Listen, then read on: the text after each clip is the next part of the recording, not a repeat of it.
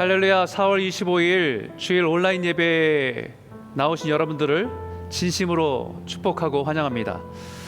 우리 좌우에 계신 분들한테 우리 감사의 인사, 축복의 인사를 나눴으면 좋겠습니다. 우리 인사 나누지요. 축복합니다. 사랑합니다. 예, 축복합니다. 네, 우리가 처한 상황들은 그다지 좋지는 않지만 우리 그런 상황 때문에 우리 마음이 때로는 흔들리기도 하고 불안하기도 하고 두려움 가운데 있기도 하지만 우리가 오늘 우리의 마음의 중심을 주님 앞에 두고 주님이 주신 평강으로 채우는 예배가 됐으면 좋겠습니다. 오늘 그런 뜻에서 오늘 이 말씀을 선포하면서 시작했으면 좋겠습니다. 우리 같이 한번 읽어볼까요? 함께 읽겠습니다. 주께서 심지가 견고한 자를 평강하고 평강하도록 지키시리니 이는 그가 주를 신뢰함이니이다. 너희는 여호와를 영원히 신뢰하라. 주 여호와는 영원한 반석이심이로다. 아멘. 우리의 삶의 뿌리를 세상이 요동치는 것에 두는 것이 아니라 우리의 믿음의 반석이신 예수님께 우리가 뿌리를 두고 우리 마음을 두고 우리 함께 예배하길 원합니다. 주님이 약속하신 대로 오늘 그 평강이 우리의 삶과 여러분의 가정에 충만하기를 소원합니다. 함께 기도하겠습니다. 살아계신 하나님 아버지, 감사합니다. 오늘 주의 백성들이 주의 이름 앞에 모였습니다. 주님의 이름을 선포하며 주님 앞에 나아갑니다.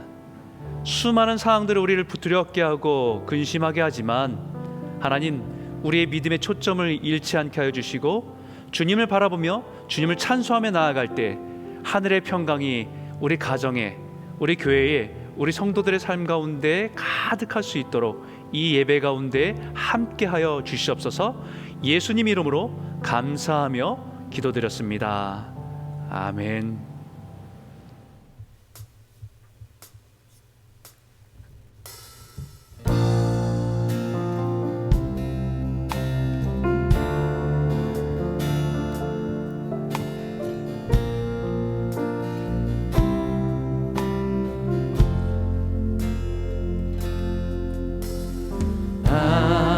아버지여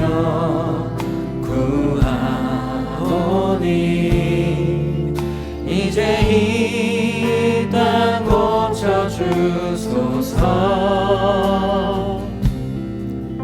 우리 맘 엮으사 주의 영광 나타내소서.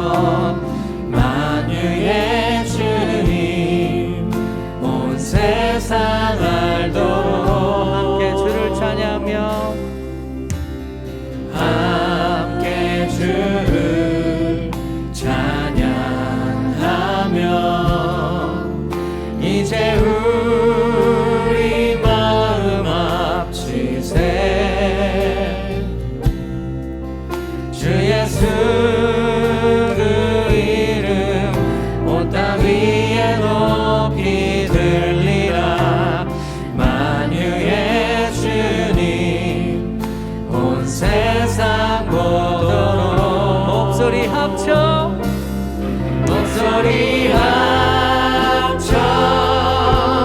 주께 영광 돌리어 주님의 통치 선포하게 하소서. 목소리 합쳐 주님을 찬양하며 이제 하나가 되게 하소서. 목소리 합쳐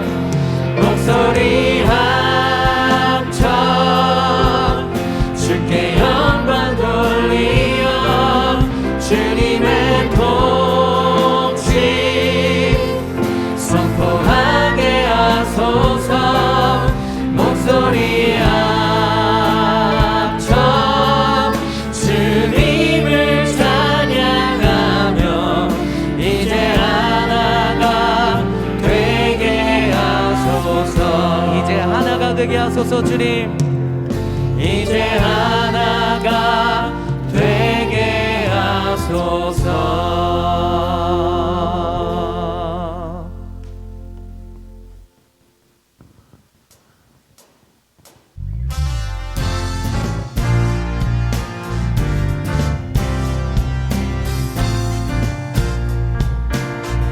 산을 넘어 산을 넘어 영국에 가고 발 가운데로 걸어가며 주께서 항상 지키시기로 약속한 말씀 변치 않네. 하늘의 영광 하늘의 영광 하늘의 영광 나의 맘속에 차고도 넘쳐 할렐루야를 힘차게 불러 영원히 주를 찬양하리. 캄캄한 밤에 다니지라도 주께서 나의 길 되시오. 나에게 밝은 빛이 되십니다. 빛이 되시니 그 잃어버린 영영 하늘의 영광 하늘의 영광 하늘의 영광 나의 맘속에 차고도 넘쳐 할렐루야를 힘차게 불러 영원히 주를 찬양하리. 하늘의 영광 하늘의 영광 하늘의 영광 나의 맘속에 차고도 넘쳐 할렐루야를 힘차게 불러 영원히 주를 찬양하리.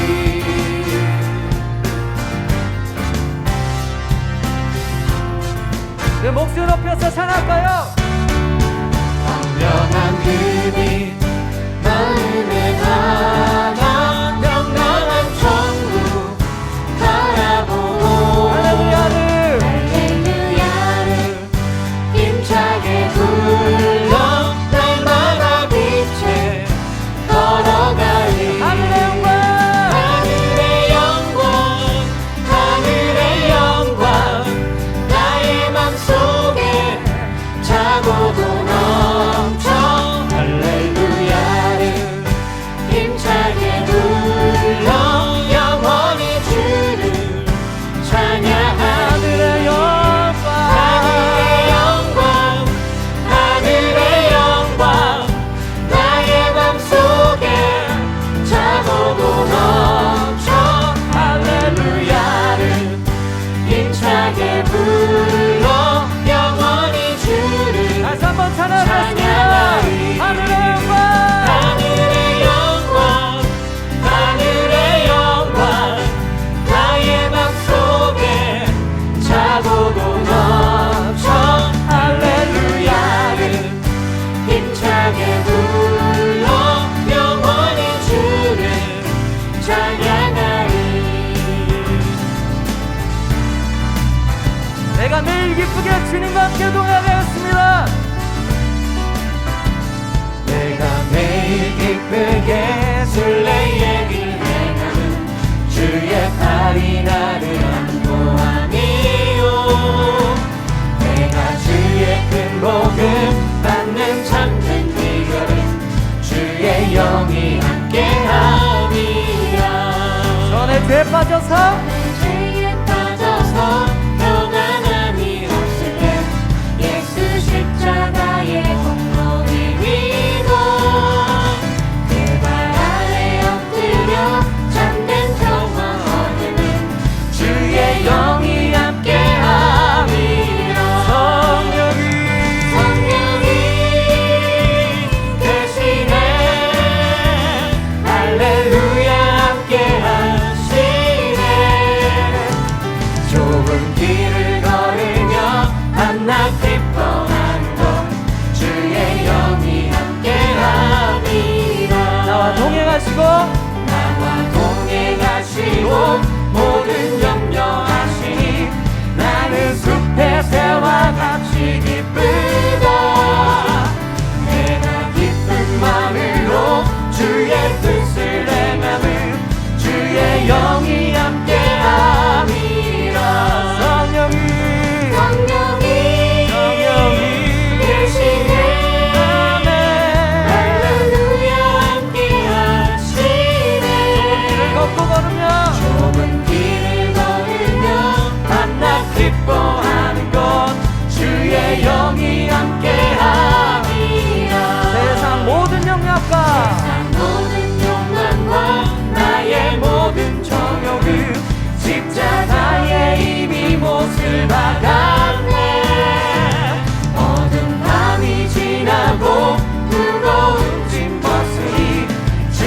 영이 함께하리라. 아멘.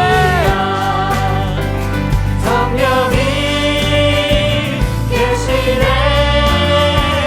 할렐루야. 함께하시네. 우리 함께하신 성령님을 찬양합시다. 성령이 계시네. 할렐루야. 다시 한번 성령이 계시네.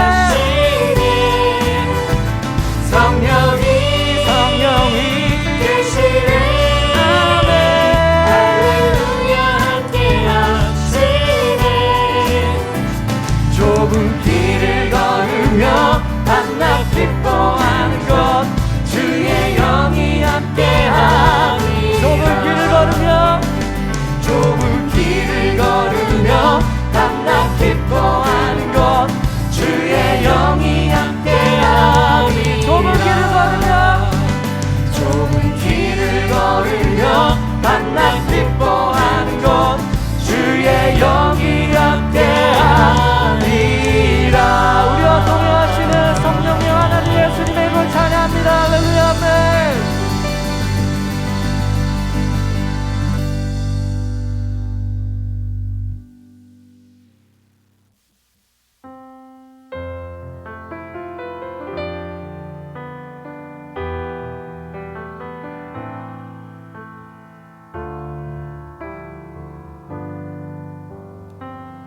주님, 내가 여기 있습니다. 주님, 내가 여기 있사오니 나를 보내소서. 나의 맘 나의 몸 주께 드리오니 주 받으옵소서.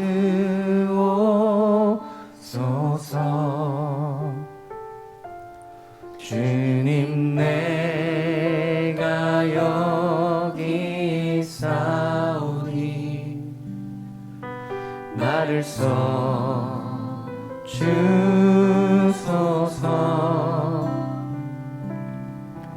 가진 것 모두 다 주께 드리오니 주 받으옵소서.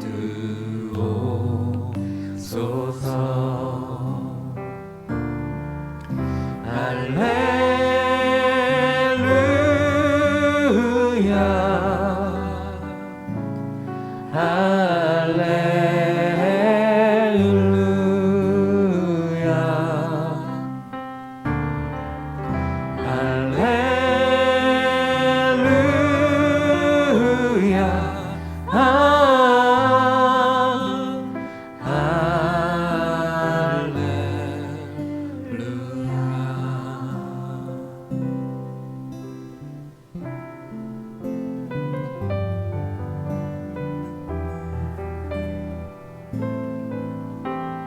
저는 다시 한번 주님께 올리도록 하겠습니다. 주님, 내가 여기 있어. 주님, 내가 여기 있사오니 나를 보내소서. 나의 맘 나의 몸 주께 드리오니 주 받으옵소서. 주님, 내가 여기 있습니다. 주님, 내가 여기 있사오니 주님, 저를 사용하여 주시옵소서. 나를 써주소서. 가진 것 모두 다 주님께 드립니다. 가진 것 모두 다 주께 드리오니 주 받으소서. 주 받으소서. 주님 찬양.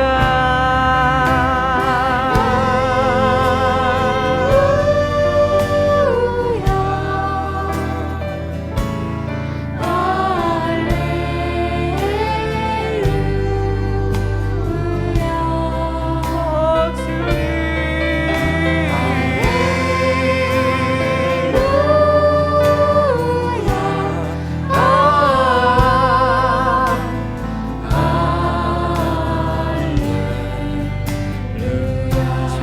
찬양합니다. 할렐루야.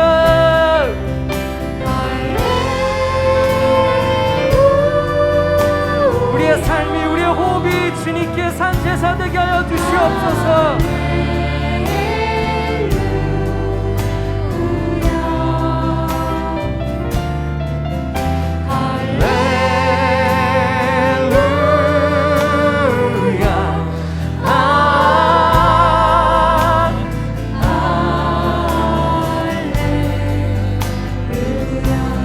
찬양합니다. 할렐루야.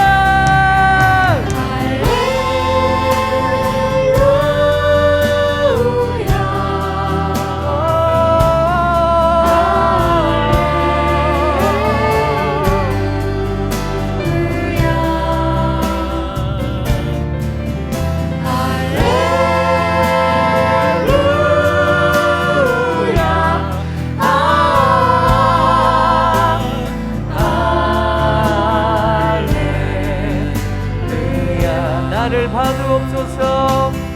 나를 받으옵소서. 나를 받으옵소서. 나를 받으옵소서.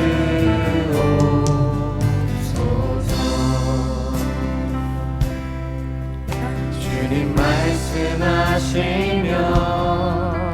내가 나가리라. 주님 뜻이 아니면 내가 멈춰서리라.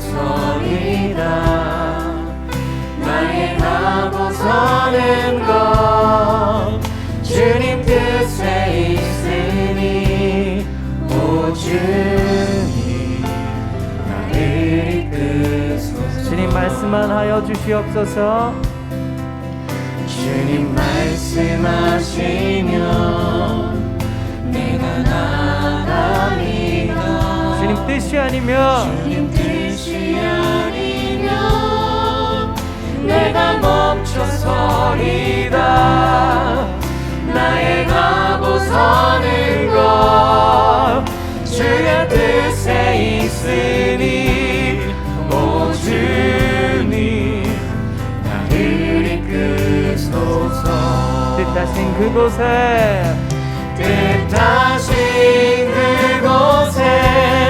나 있기 원합니다. 이끄시는 대로 순종하며 살리니 연약한 내 영혼 통하여 일하소서. 주님 나라와 그 뜻을 오 주님 나를 이끄소서. 다시 한번 찬양 고백합니다. 주님 말씀하시면 내가 나가리라. 주님 뜻이 아니면 내가 멈춰서리라. 나의 가고 서는 것 주님 뜻에 있으니 오 주님 나를 이끄소서. 주님 말씀하시면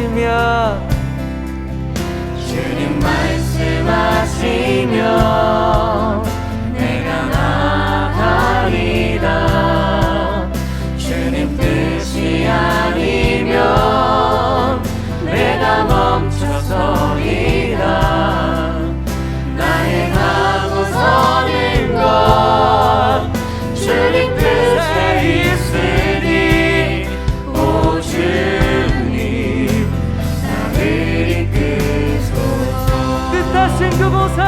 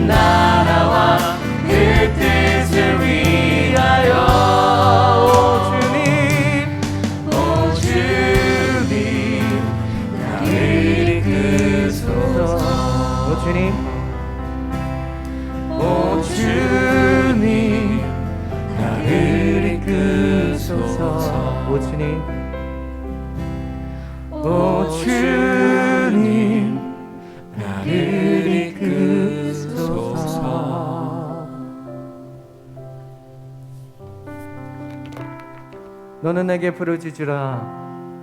내가 내게 응답하겠고 네가 알지 못하는 크고 비밀한 일을 내게 보이리라. 아직 감옥에 갇혀 있었던 예레미야에게 하나님을 말씀해 주셨습니다. 그렇습니다.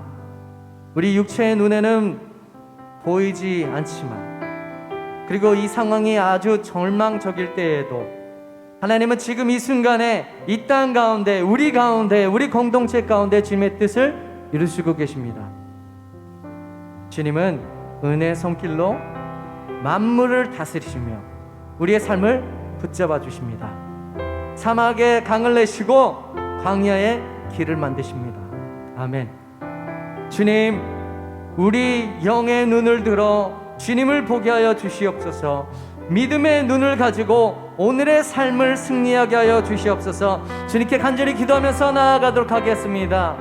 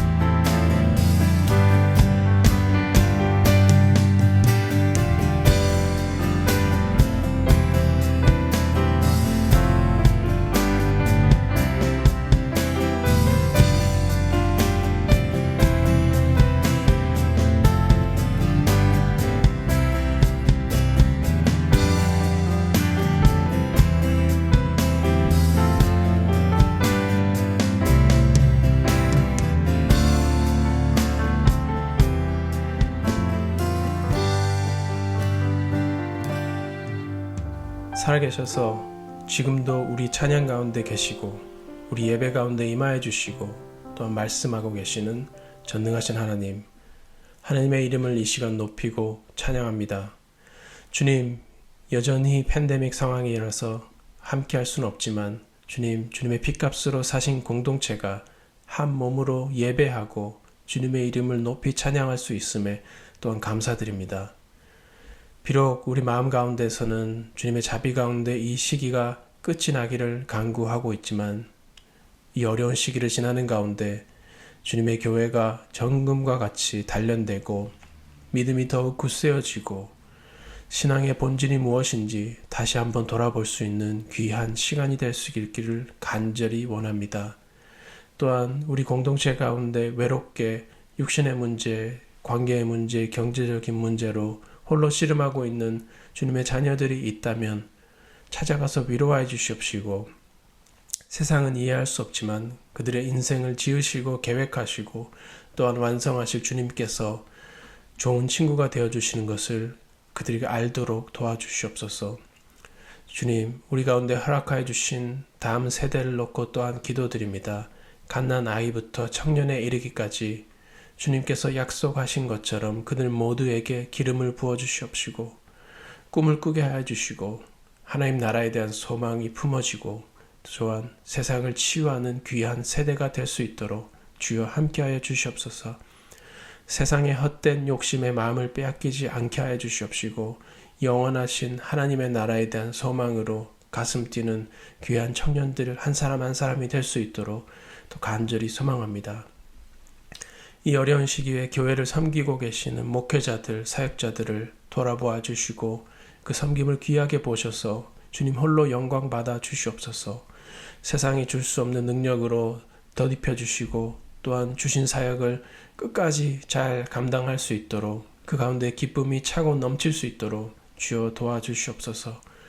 전 세계에서 복음 들고 나가 있는 선교사님, 그 가정들에게 또한 축복하여 주시길 간절히 소망합니다. 하나님, 특별히 어려운 상황 가운데 있는 이웃들과 함께 울고 웃고 있는 주님 그 자리가 하나님 나라가 이루어지는 그 자리임을 그들 가운데 알게 하여 주시옵시고 또한 비록 우리가 이해할 수 없지만 정말 주님께서 원하시는 방법으로 원하시는 때에 우리가 주님의 자녀들이 돌아오는 그 순간들을 우리가 꿈꾸고 또 소망하고 함께 기도할 수 있도록 도와주시옵소서. 주님, 우리 예배를 기뻐 받아주시우며 오늘 목사님의 입술을 통해 선포될 말씀 가운데 우리 삶이 바뀌고 기쁨으로 충만할 수 있도록 마음밭을 갈아엎어 주시옵소서. 주님을 더욱 알고 사모하기를 간절히 소망합니다. 살아계신 예수 그리스도 이름으로 기도합니다. 아멘.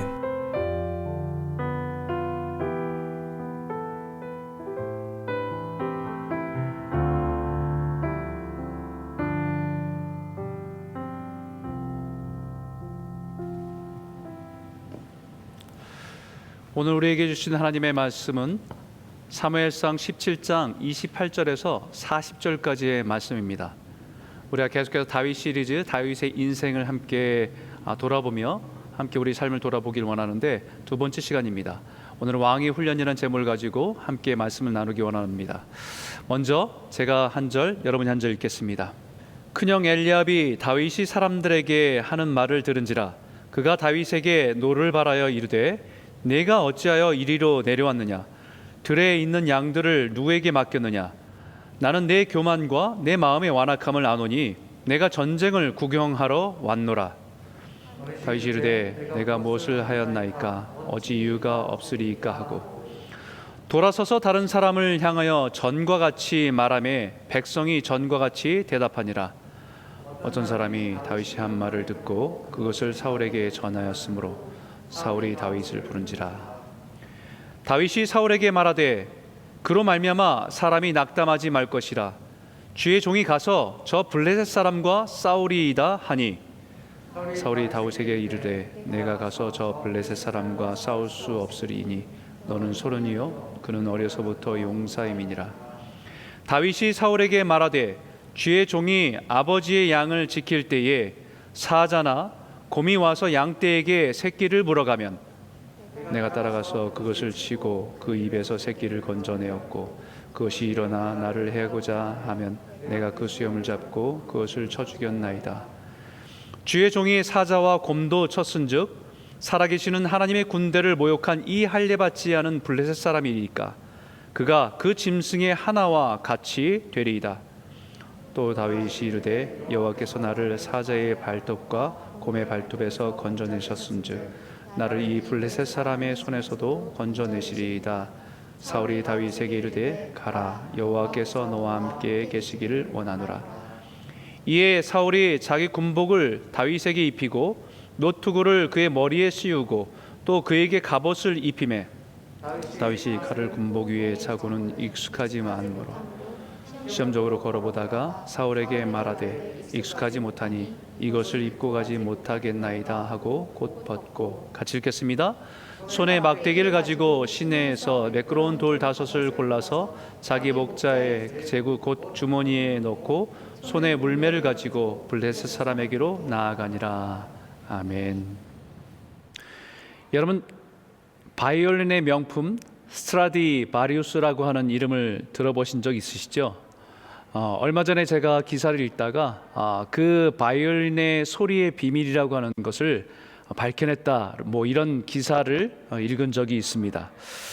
일반적으로 우리가 잘 알고 있는 것은 이 스트라디바리우스라고 하는 이 악기의 바이올린 소리의 비밀은 1645년부터 1715년에 그 사이에 이탈리아뿐만 아니라 유럽을 강타한 극심한 추위 또 작은 빙하기를 거치면서 그 엄청난 한파 속에서 견뎠던 가문비 나무로 제작되었기 때문에 그 나무로 만든 그 악기가 깊은 소리를 낸다라는 것을 우리가 들었습니다. 게다가 이 바이올린의 장인이었던 안토니오 스트라디바리라고 하는 사람이 이 나무를 가지고 만든 그런 악기가 지금도 굉장히 유명하고 값비싼 악기로 알려져 있습니다. 바이올린 한 대를 가지고 수억 원에 이르기도 하고 그 중에 최고의 악기는 175억이라고 하는 그런 가격의 레이디 블렌드라고 하는 악기가 있습니다. 그런데 이 스트라디바리우스라고 하는 이 소리의 비밀을 알아내기 위해서 네덜란드 연구팀이 여러 가지를 조사하고 연구를 했습니다.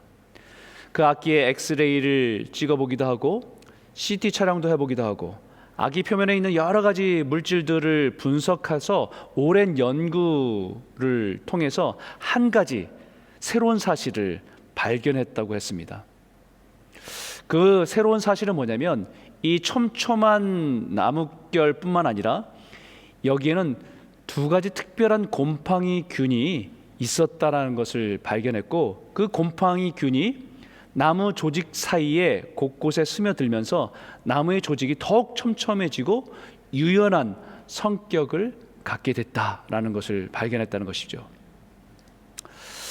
참 나무의 입장에선 참 불편한 일입니다. 추운 겨울을 지나가야 하는 것도 힘겨운 일인데 원하지 않는 이 곰팡이와 같은 것을 받아들여야 되는 상황, 나무의 입장에서 그다지 달갑지는 않을 것 같습니다. 그런데 그것이 깊은 소리를 내는 명품의 악기에 굉장히 중요한 과정이었다는 것을 우리에게 말씀해 주고 있어요. 저는 이 기사를 읽으면서 하나님께서 하나님의 사람을 빚어가는 과정도 이와 같다라는 생각을 하게 됩니다. 특히 다윗의 인생을 빚어가는 과정도 이와 비슷하지 않나라는 생각을 하게 됐습니다.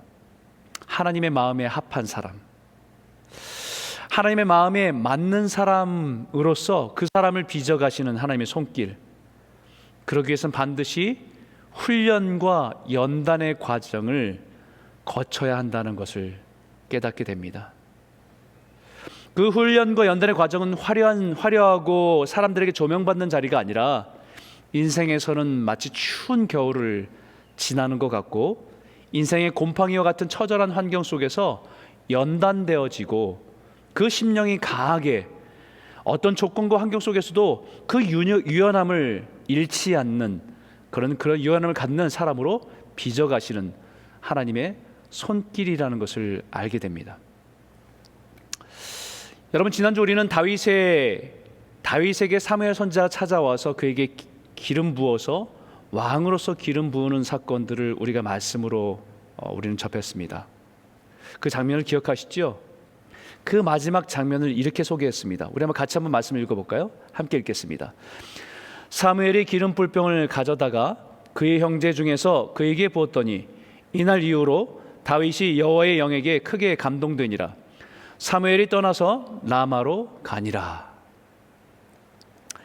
이제 다윗은 왕으로 사무엘에게 기름 부음을 받았습니다. 이스라엘의 제일 존경받는 선자인 사무엘에게서 너는 이제 이스라엘의 왕이 될 것이라는 암시와 함께 기름 부음을 받았습니다. 뿐만 아니라 분명히 성경에서는 영적으로 예전보다 더 충만한 상태가 되었다고 말하고 있습니다.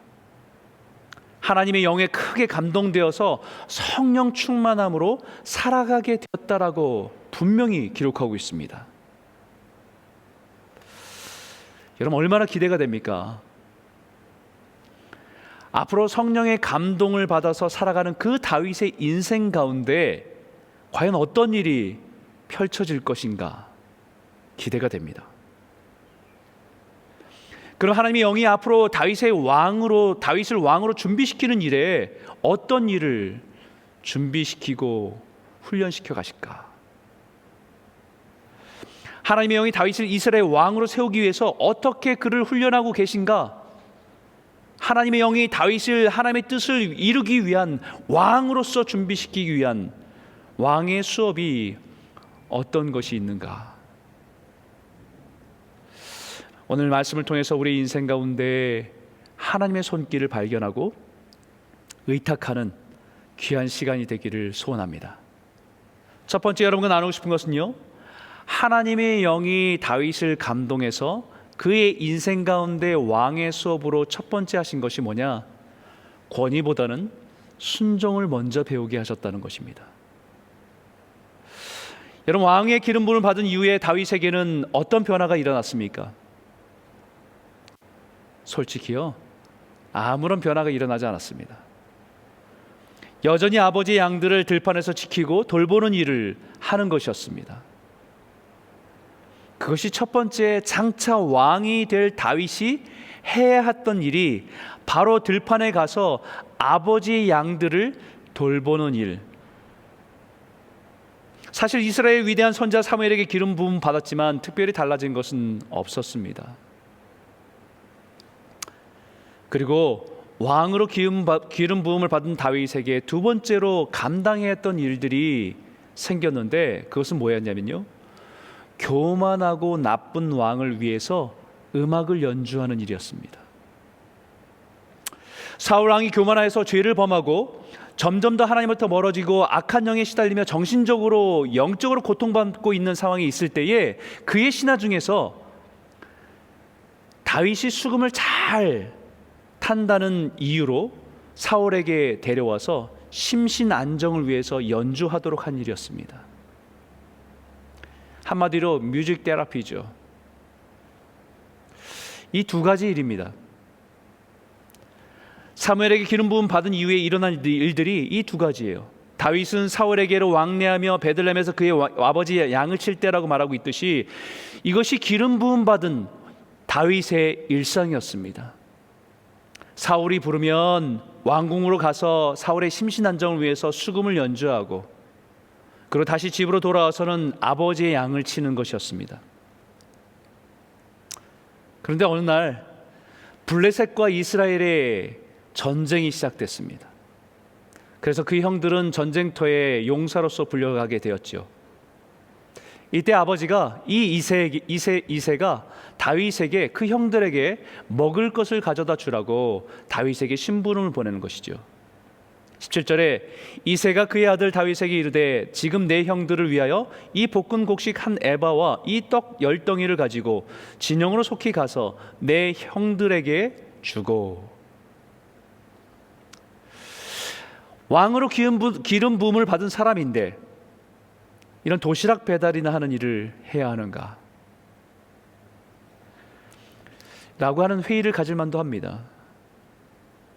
그러나 다윗의 모습에는 어떤 불만도 어떤 불평도 보이지 않습니다. 다윗 안에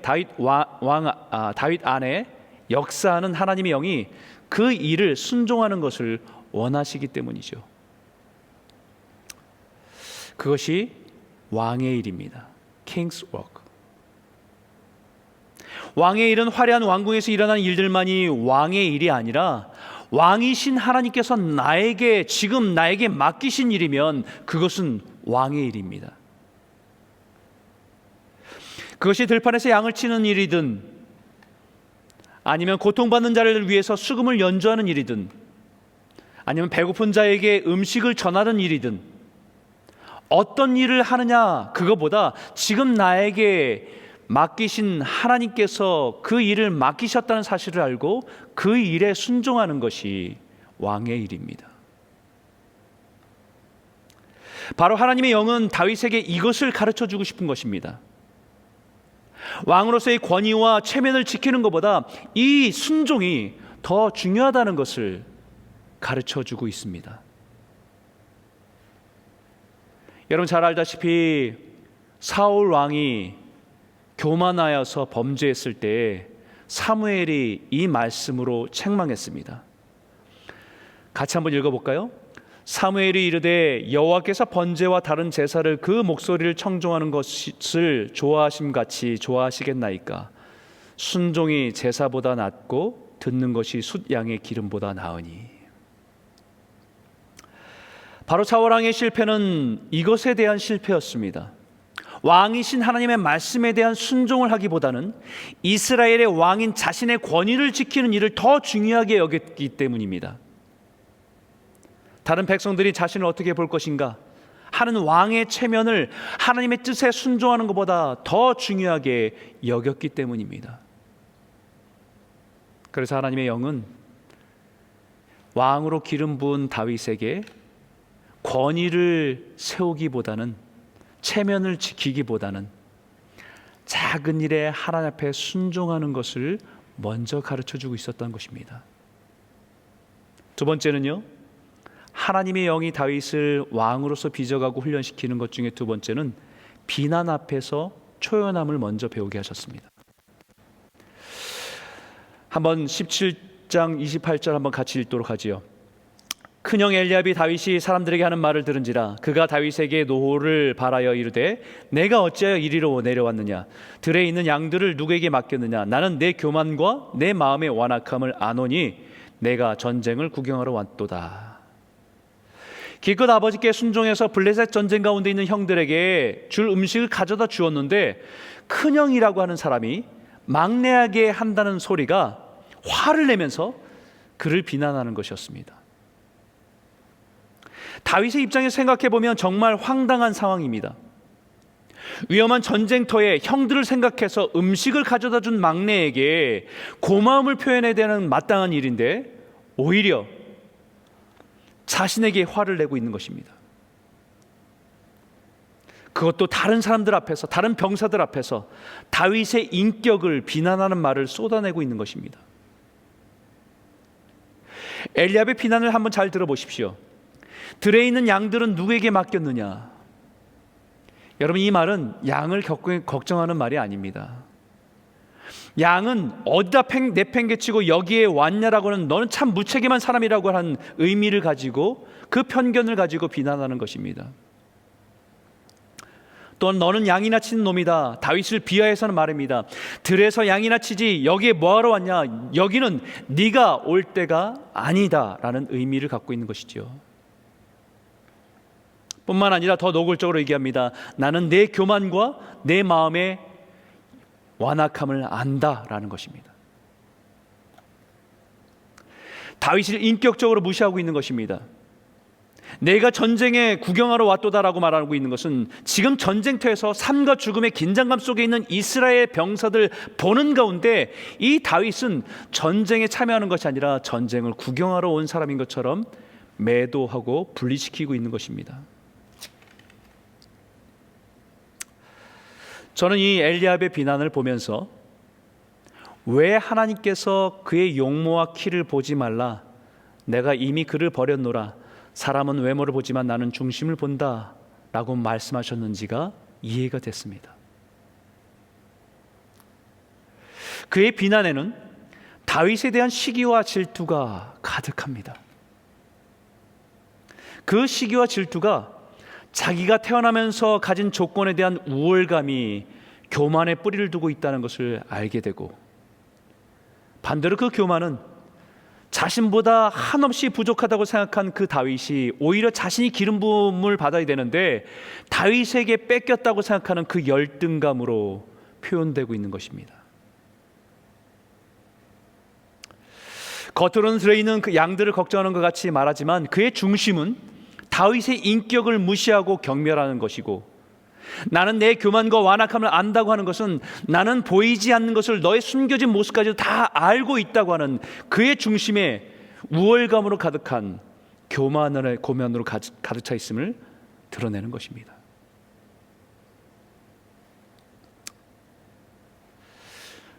사실 대부분의 비난은 이와 같습니다. 우리가 쉽게 이런 비난들을 들을 때가 있고 또 저희도 그럴 때가 있습니다. 내가 너를 위해서 하는 말인데, 우리가 마치 상대방을 생각해주고 걱정해주는 것으로 포장해서 하는 비난. 내가 살아보니까 내가 볼 때는 그거는 말이지, 내가 해봤는데, 마치 자신은 하나님처럼 모든 것을 다 알고 있다는 자리에서 말하는 비난. 어떻게 인간이 그럴 수 있냐, 어떻게 도덕적으로 그런 일을 할 수 있냐라고 강하게 비난하면 할수록 우리는 도덕적으로 영적으로 완전하다는 전제를 깔고 하는 비난.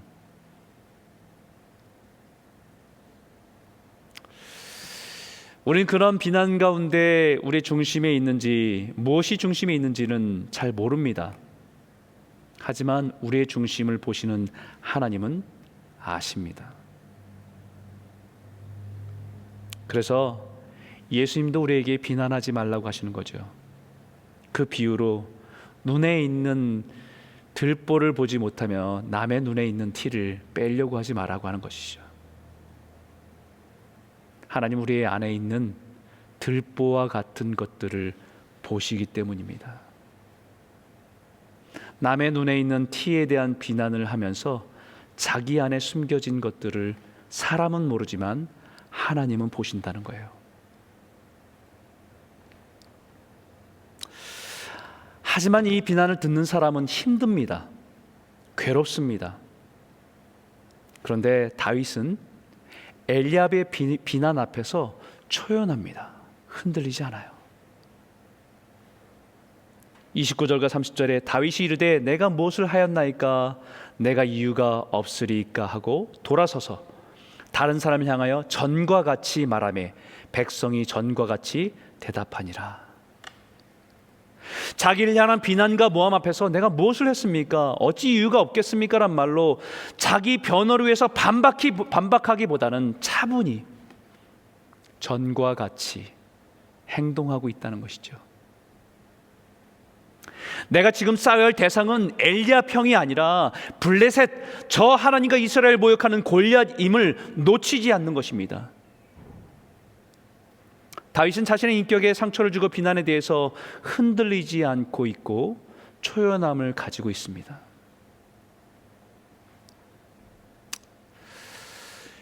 여러분, 비난은요 바람과 같습니다.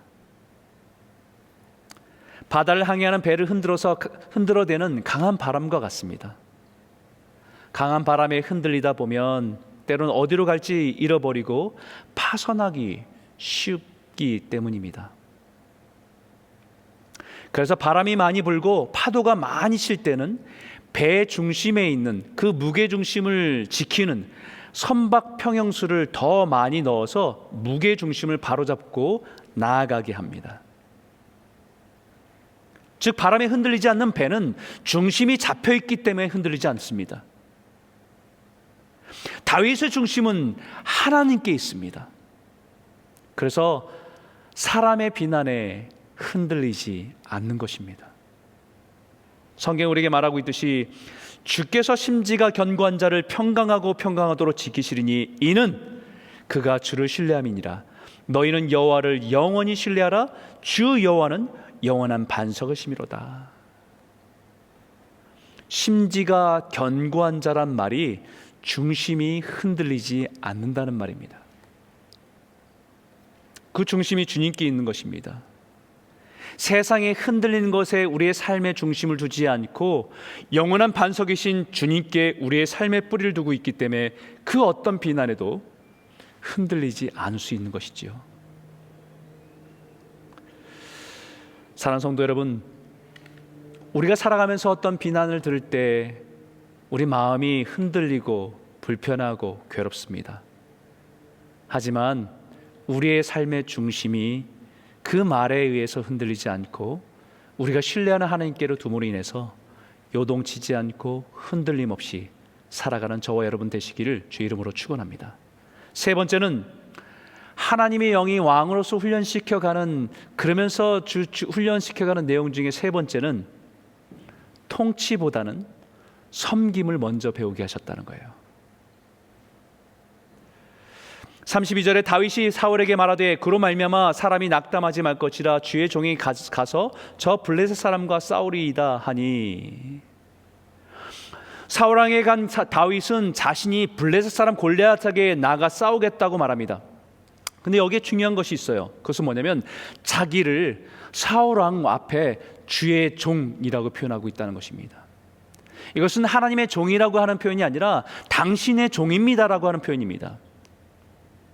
이것이 주의 종이 가서 34절에도 주의 종이 아버지의 양을 지킬 때, 36절에도 주의 종이 사자와 곰도 쳤은즉, 사울왕에 대해서 자신에 대한 이야기를 할 때마다 주의 종이 당신의 종이라고 표현하고 말하고 있다는 것입니다. 사무엘에게 왕으로 기름 부음 받은 다윗이 지금 왕의 자리에 있지만 하나님께 버림받은 왕에게 저는 당신의 종입니다 라고 말하고 있는 것이죠. 인간적인 생각으로는 지금 이 블레셋과의 전쟁에서 이 무시무시한 골리앗 앞에 이 사울왕이 얼마나 무기력한 왕인지 모든 백성이 볼 수 있는 기회입니다. 그 블레셋과의 무모한 전쟁에서 사울 왕이 나서다가 전사하게 된다고 한다면 그것은 차기 왕으로서의 자기가 왕이 될 수 있는 정말 좋은 기회가 될 수도 있습니다. 그런데 그런 자신을 사울의 종으로서 사울 왕 대신에 그 블레셋 전쟁의 죽음의 위기를 무릅쓰고 골리앗 앞에 나아가 싸우겠다는 것입니다.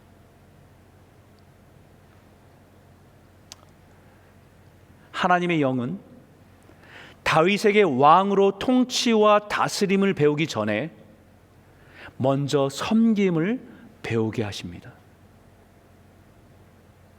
종으로서의 섬김을 배우지 않고 리더의 자리에 온전히 설 수 없기 때문입니다. 오늘날 많은 지도자들이 다스리는 자리에 앉기 위해서 리더십의 스킬을 배우기도 하고 좋은 학교의 스펙을 쌓기에 바쁘지 섬김의 자리에서 섬김의 정신을 배우지 않아서 진정한 권위를 얻기보다는 권위주의로 치우치기가 쉬운 이유도 여기에 있습니다.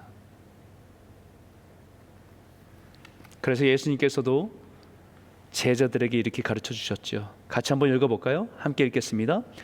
너희 중에 누구든지 으뜸이 되고자 하는 자는 너희의 종이 되어야 하리라. 인자가 온 것은 섬김을 받으려 함이 아니라 도리어 섬기려 하고 자기 목숨을 많은 사람의 대속물로 주려 함이니라. 으뜸이 되기 전에, 왕이 되기 전에 먼저 종이 되어야 함을, 섬김을 받는 자리에 앉기 전에, 다스리는 자리에 앉기 전에 먼저 자신의 삶을 내어줄 수 있는 섬김의 자리에서 배워야 한다는 것입니다. 바로 하나님의 영은 왕으로 기름 부음을 받은 다윗을 종의 자리에서 서게 하시고 배우게 하시는 것입니다. 여러분, 이러한 왕의 훈련을 하나님의 영이 다윗을 어떻게 훈련시켜 오셨는가? 사울의 대화 가운데 있습니다. 사울 왕에게 나온 다윗을 보면서 사울 왕이 그에게 만류합니다. 너는 너무 어려서 이 싸움을 감당할 수 없어. 저 거인은 어려서부터 용사야. 어려서부터 칼을 가지고 놀며 창 던지고 놀고 용사로 철저한 준비된 사람이야. 그는 어려서부터 철저하게 훈련된 용사라고 말하면서 지금 다윗을 만류하고 있습니다. 그러자 다윗이 사울 왕에게 이렇게 대답합니다. 34절 35절인데 다윗이 사울에게 말하되 주의 종이 아버지의 양을 지킬 때에 사자나 곰이 와서 양떼에서 새끼를 물어가면 내가 따라가서 그것을 치고 그 입에서 새끼를 건져내었고 그것이 일어나 나를 해하고자 하면 내가 그 수염을 잡고 그것을 쳐 죽였나이다. 저 거인 골리앗이 어려서부터 용사로 훈련되었다면 나도 하나님께 훈련된 사람입니다 라는 의미입니다. 언제 어디서 훈련되었는가? 주의 종이 아버지의 양을 지킬 때에, 광야에서 들판에서 아버지의 양을 지킬 때에 하나님의 사람이 믿음으로 살아가는 것을 그때 훈련받았습니다라는 것을 고백하고 있는 것입니다.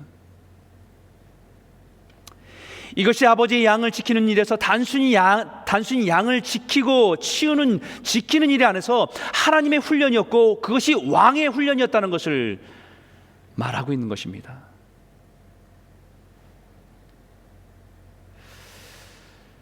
하나님께서 이 다윗을 훈련시킨 방법 중에 한 가지는요, 외로움과 고독 속에서 훈련시키셨습니다.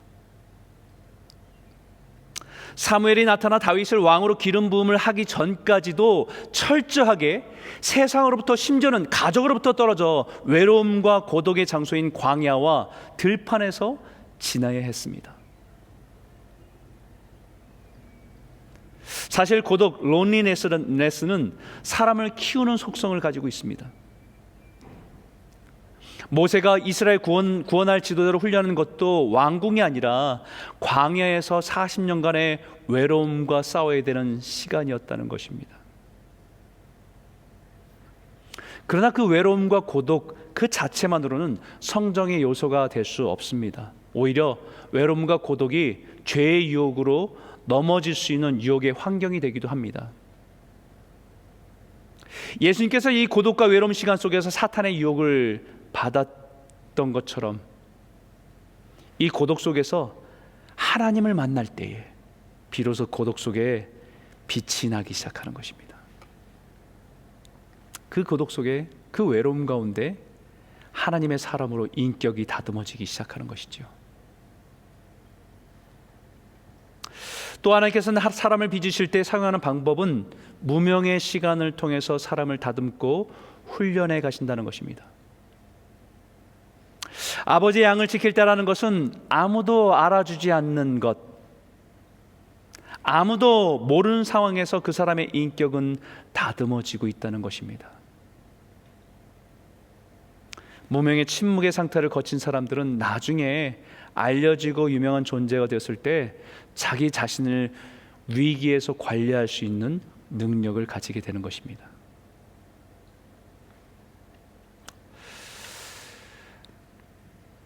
하나님의 사람으로 훈련하는 과정, 하나님의 마음에 꼭 맞는 사람을 훈련하는 과정이 엄청나게 다이나믹하고 스펙타클하면서 스케일도 엄청난 장면 속에서 훈련시켜가는 그런 과정들을 거치는 것이 아니라 하나님의 훈련장은 지루하기 짝이 없는 단조로움 속에서 훈련해야 했다는 것입니다. 때로는 별로 중요하지 않는 일들 사이에서 어제와 똑같은 일상이 반복되는 순간에서 아무도 주목하지 않는 그 일 속에서 하나님의 사람으로 맡겨진 왕의 일에 순종하는 훈련이기 때문입니다. 그 속에서 다윗은 한 마리 양의 소중함을 배웠습니다. 수많은 양들 사이에 한 마리, 사자와 곰에게 양 새끼가 물려가면 아직 거 양 한 마리 그거 하나 포기하자라고 생각할 수도 있습니다. 그러나 그 양 한 마리를 구하기 위해서 목숨을 걸고 위험을 무릅쓰고 건져낸 것입니다. 바로 잃어버린 양을 찾기 위해 떠난 선한 목자이신 예수님의 마음을 배우게 하신 것입니다. 뿐만 아니라 37절에 이렇게 말하지요. 또 다윗이 이르되 여호와께서 나를 사자의 발톱과 곰의 발톱에서 건져내셨은즉 나도 이 블레셋 사람의 손에서도 건져내시리라. 사울이 다윗에게 이르되 가라, 여호와께서 너와 함께 계시기를 원하노라. 여호와께서 나를 사자의 발톱과 곰의 발톱에서 건져내어 주셨듯이 나를 이 블레셋 사람의 손에서도 건져내리이다. 다윗에게 있어서는 곰과 사자에게서 양을 지키는 것이나 거대한 골리앗과 같은 블레셋에서 하나님의 양인 이스라엘 백성들을 구하는 일이나 다를 것이 없다는 것입니다. 작은 믿음의 싸움의 승리가 골리앗 싸움의 승리를 이끌어낸 것입니다. 매일매일의 외로움, 무명, 단조로움의 삶의 속에서 믿음으로 주님과 살아가는 그 삶에서 누리는 작은 승리, 그 승리가 결국 인생의 위기와 같은 골리앗 앞에 믿음으로 싸울 수 있는 용기와 확신을 가지게 된 것입니다. 모두가 두렵고 위험하고 어려운 상황이라고 말하지만 믿음으로 나아갈 때 능력으로 도우셔서 승리하게 하시는 것은 동일하기 때문입니다. 우리의 삶 속에서도 매일매일 주어진 일상에서 때로는 고독과 외로움과 싸울 때가 있습니다. 아무도 나를 알아주지 않는 그런 상황과 우리는 늘 접해야 될 때도 있고 그런 상황과 싸울 때도 있습니다. 매일매일 다람쥐 쳇바퀴처럼 도는 의미 없는 것처럼 느껴지는 그 단조로움 속에서 하나님을 의식하고 하나님을 경험하고 믿음으로 살 때에 그때 누리게 하시는 하나님의 기쁨과 행복, 그 믿음의 승리가 저와 여러분의 삶 가운데 가득하기를 주의 이름으로 축원합니다. 오늘 이 말씀으로 여러분 내게 권면했으면 좋겠어요. 사울이 그 얘기를 듣고 감동받아서요, 다윗을 이 메시지로 축복합니다. 가라, 여호와께서 너와 함께 계시기를 원하노라. 이제 세상을 향해서 이 믿음을 가지고 나아가시기 바랍니다. 주님이 여러분과 함께 하심으로 인해서 삶의 기쁨과 은혜가 가득해서 한 주간 믿음으로 승리하시는 복된 성도들이 다 되시기를 주의 이름으로 축원합니다. 이제 우리의 말씀을 기억하면서 함께 기도하기 원합니다. 하나님, 우리가 이 시대에 살아가는 만왕의 왕의 자녀임을 기억하며 살아가게 하여 주시옵소서. 날마다 성령의 인도하심을 따라서 세상의 어떤 권위의 자리보다는 순종을 먼저 배우게 하여 주시고, 세상의 어떤 사람의 어떤 다른 사람의 비난 앞에서 우리의 중심을 잃지 않고 초연함을 갖게 하여 주시고, 하나님 어떤 자리에서 통치하면서 이끌기보다는 먼저 섬김을 배우게 하셔서 우리의 왕 대신 예수를 닮아가는 성도 되게 하여 주시옵소서. 매일매일 일상에서 하나님의 손 앞에서 훈련되게 하여 주시고, 매일매일 하나님의 말씀을 따라 살아갈 때 작은 믿음의 승리를 경험하고 그 은혜로 살아가게 하여 주시옵소서. 그래서 인생의 큰 위기 가운데도 여전히 우리를 지키시고 보호하시는 주님을 의지해 담대하게 승리하며 살아갈 수 있는 성도 되게 하여 주시길 원합니다. 우리 한번 말씀을 기억하며 함께 기도하기 원합니다. 함께 기도하겠습니다. 하나님 아버지 감사합니다. 하나님 아버지, 오늘 이 말씀을 통해서 다윗의 인생을 닮아가신 성령의 역사를 보게 하여 주시고, 왕으로서 믿어가신 하나님의 영이 우리 또한 왕같은 세상을 살아가는 우리 인생 가운데 담임을 지고 있는 역사를 하나님 우리가 세상에서 권위를 얻기보다는 순종을 배우길 원합니다. 하나님 아버지, 세상의 비난 앞에서 우리의 초연함과 중심을 잃어버리지 않게 하여 주시고, 하나님 아버지 통치보다는 섬김을 배우게 하셔서 우리가 이 왕 대신 예수를 닮아가는 하나님의 백성 되게 인도하여 주시고 붙잡아 주시옵소서. 하나님 매일매일 일상 속에서 하나님 아버지 우리를 붙잡아 주시는 하나님의 손길 가운데 날마다 순종함이 있게 하여 주시고, 말씀 붙들고 살아가는 승리가 있게 하여 주셔서 그 말씀의 순종함을 통해서 우리 삶의 작은 승리가 하나님 우리 삶을 하나님 신뢰하며 의지하며 그 중심을 드리는 삶에게 인도하여 주셔서 골리앗같은 인생의 위기를 만났을 때 흔들림 없이 만군의 여호와의 이름을 나가 담대하게 싸워 승리할 수 있는 성도들이 다 될 수 있도록 역사해 주시고 인도하여 주시옵소서. 하나님 아버지, 우리 이 땅 가운데 우리가 처한 모든 상황 가운데 두려움과 불안하고 걱정과 염려가 앞서도 우리가 그 가운데 흔들리지 않게 하여 주시고, 중심을 주님께 두며 반석에 두며 믿음으로 승리할 수 있는 성도들이 다 될 수 있도록 저희를 이끌어 주시고 인도하여 주시옵소서.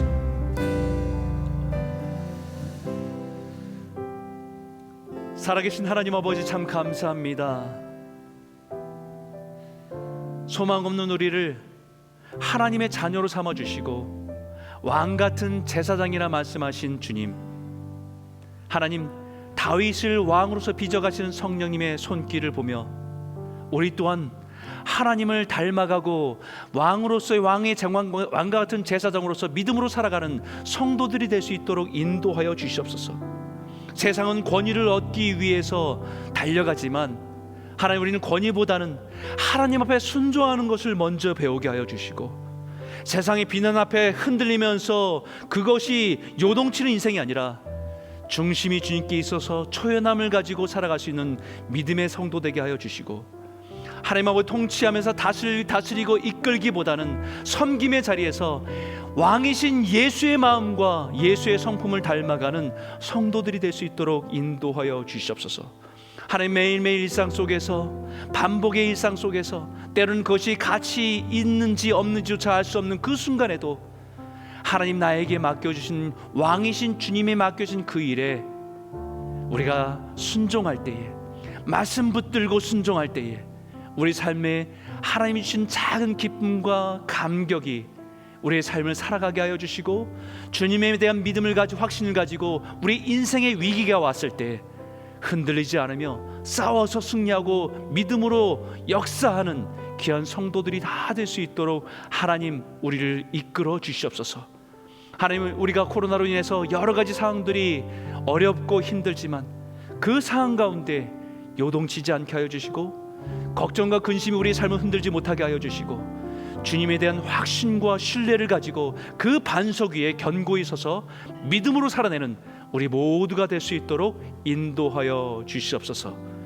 예수님 이름으로 감사하며 기도드렸습니다. 아멘. 이 시간 다 같이 일어나셔서 준비하신 예물과 우리의 삶을 주님께 다시 한번 헌신하며 찬양하도록 하겠습니다.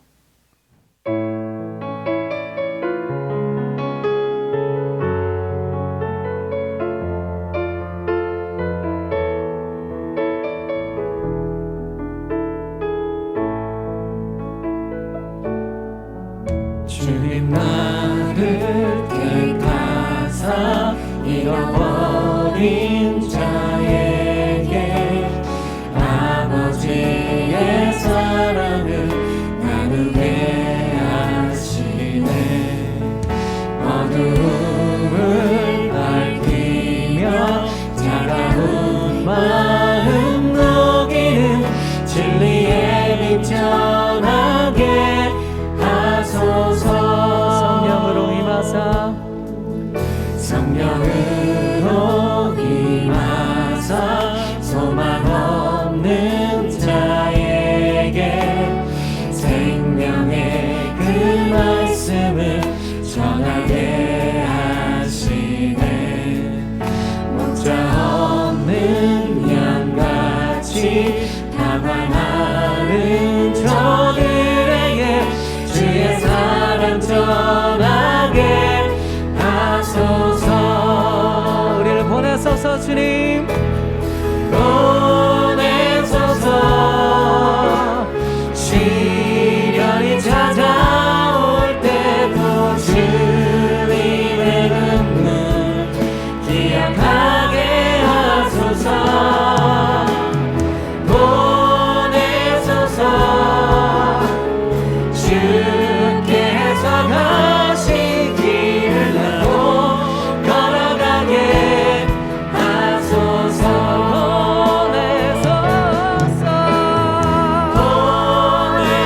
보내소서. 시련이 찾아올 때도 주님의 눈물 기억하게 하소서.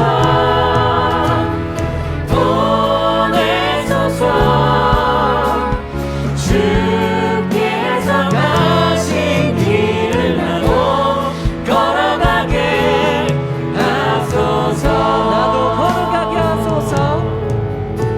나도 걸어가게 하소서. 기도하겠습니다. 은혜가 풍성하신 하나님 아버지, 참으로 감사드립니다. 날마다 우리의 삶 가운데 동행하여 주시고 인도하여 주셔서 주님의 은혜에 감사로 기쁨으로 주 앞에 예배할 수 있도록 인도하여 주심을 감사드립니다. 하나님, 변함없이 우리를 선한 목자 되어 주셔서 잃어버린 양을 포기하지 않으시고 찾아와 주셔서 위로하시는 주님의 은혜, 우리가 그 은혜로 인해서 주님께 감사합니다. 귀한 예물 드립니다. 하나님, 이 귀한 예물이 주님의 나라에 귀하게 쓰임받는 도구가 되게 하여 주시고 잃어버린 양을 찾는데 쓰임받는 복된 축복의 통로가 될 수 있도록 허락하여 주시옵소서. 때론 곤고함으로 인해서, 연약함으로 인해서 어려움이 있지만 그런 가정들마다 하나님 품어주신 하나님의 위로가 있게 하여 주시고 날마다 다듬어 가신 하나님의 손길 가운데 기쁨과 감사함을 회복하며 나아가는 그런 복된 가정들 다 될 수 있도록 인도하여 주시옵소서. 특별히 이 시간 사랑의 시탁을 드리는 이종철 권사님, 유순정 권사님, 이 가정을 축복합니다. 하나님, 이 가정이 작년에 참 큰 어려움들로 인해서 고통하고 힘겨운 시간을 지났지만 주님께서 이 가정을 어루만져 주셔서 치료되게 하시고 또 회복되게 하심을 감사드립니다. 하나님, 여전히 건강으로 여러 가지 어려움들이 있지만 주님께서 이 가정을 품어주시고 피 묻은 손으로 만져주셔서 회복함이 있게 하여 주시고 하나님이 살아계신 주님이 우리의 목자 되심을 기억하며 그 은혜 가운데 살아가는 복된 가정 될 수 있도록 허락하여 주시옵소서. 그 가정에 있는 우리 귀한 자녀들 예랑이, 애랑이, 하나님, 한국에서 살아가지만 주님께서 지켜주시고 좋은 배우자 만나서 아름다운 가정 이룰 수 있도록 축복하여 주시옵소서. 여호와는 내게 복을 주시고 너를 지키기 원하며, 여호와는 그의 얼굴을 내게 비추사 은혜 베푸시기를 원하며, 여호와는 그 얼굴을 내게로 향하여 드사 평강 주시기를 원하노라. 이제는 우리 주 예수 그리스도의 은혜와 하나님 아버지의 무한하신 사랑하심과 왕으로서 우리를 다듬어 가시는 성령님의 위로 교통 역사하심이 우리가 우리의 일상에서 믿음으로 순종함을 배우고 그 믿음의 순종을 통해서 작은 승리들을 경험하며 그 기쁨과 감격 가운데 인생의 큰 어려움 가운데 왔을 때 요동치지 않으며 그 반석 위에 서서 믿음으로 살아가기로 다짐하는 우리 모든 성도님들 머리 위에, 가정과 자녀 위에 이제로부터 영원토록 함께 있기를 간절히 축원하옵나이다. 아멘.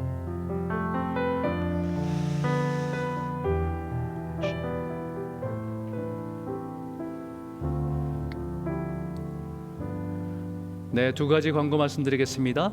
우리가 한 달에 한 번 정도는 우리가 줌으로 우리가 실시간에 예배를 드리기로 했습니다. 그래서 다음 주 특별히 어린이 주일에 우리가 5월 2일 10시 반에 줌으로 우리가 실시간으로 예배 드립니다. 여러분들 시간을 잘 지켜주시고 그래도 그 화면 속에서 서로를 보면서 서로 손들고 또 서로 화답할 수 있는 그런 예배로 여러분들 함께 나와주시기를 부탁드립니다. 또 한 가지 광고 드리겠습니다.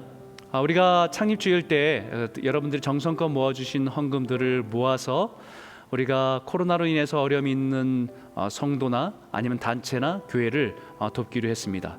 그동안에 여러분들이 모아주신 헌금을 가지고 있다가 어디를 도와야 될지 굉장히 많이 고민하고 기도했었는데 특히 딱 어디다라고 이렇게 마음에 이렇게 주시는 것이 없었는데 안타까운 소식이죠. 우리 토론토에서 지구촌 교회를 심우하시던 고영길 목사님 가정 51세 되신 목사님인데 코로나에 감염되고 나서 열흘 만에 하나님의 부르심을 받았습니다.